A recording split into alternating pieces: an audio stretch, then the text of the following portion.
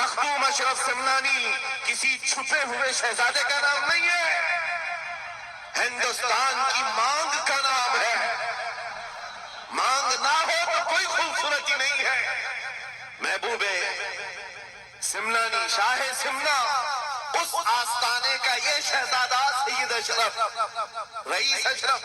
آپ کو ایسا لگ رہا ہوگا کہ ان کی فضیلت میں بیان کرنے کے لیے کھڑا ہوں۔ عام طور پر میری عادت نہیں ہے، لیکن میں حقیقت بولنے کا ہمیشہ عادی ہوں۔ اس کی وجہ بھی ہے۔ ابھی ناظم اجلاس آپ سے کہہ رہے تھے، ناظم اجلاس یہ بات کہہ رہے تھے، یہ کس طرح سے نڈر ہو کر کے بات بولتے ہیں، میری بات نہیں ہے۔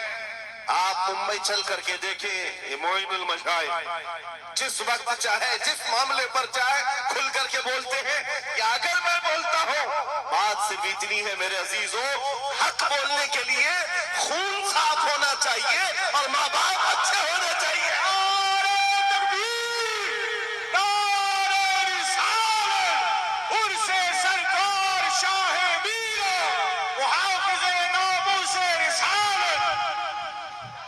حلال خون ہو، ماں باپ صحیح نسب کے ہو۔ حق بولنے میں ڈر کس بات کا ہے، خوف کس بات کا ہے؟ میں بات اس لیے کہہ رہا ہوں، کوئی اگر کسی دیہات سے کسی جگہ سے نکل کر کے آیا ہوا ہوتا، حالات کا مارا ہوا ہوتا اور آ کر کے کسی جنگل میں کوئی گھر بنانے کی کوشش کر رہا ہوتا، تو تم یہ کہتے بنگلہ دیش سے آیا ہے بیچارہ، برما سے آیا ہوا ہے بیچارہ۔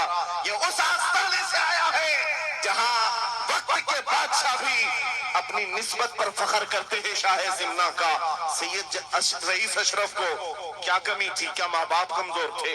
کیا خاندان کمزور تھا؟ کیا ان کے پاس نسب کی کمی تھی یا دولت کی کمی تھی؟ کچھ نہ ہو کر کے اگر سب چھوڑ کر ایک جنگل میں آ کر آباد ہوتا ہے، یہ آل رسول کی شان ہے، یہ آل رسول کی شان ہے۔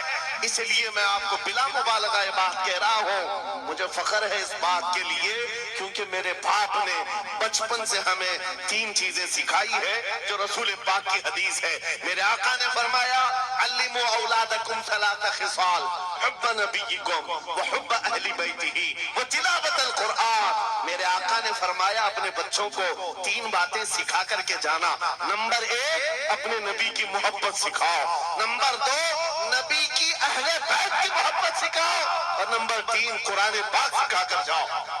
ہمیں بچپن سے ہمارے ماں باپ نے یہ تعلیم دی ہے، اسی لیے آپ اس چیز کو محسوس کریں۔ میرے لیے جو سرمایہ آخرت ہے جس کو میں سمجھتا ہوں، یہی وہ منبر ہے جہاں میرے ادھر بھی ادھر بھی وہ سادات بیٹھے ہوتے ہیں جو کرنٹ سے زیادہ مجھے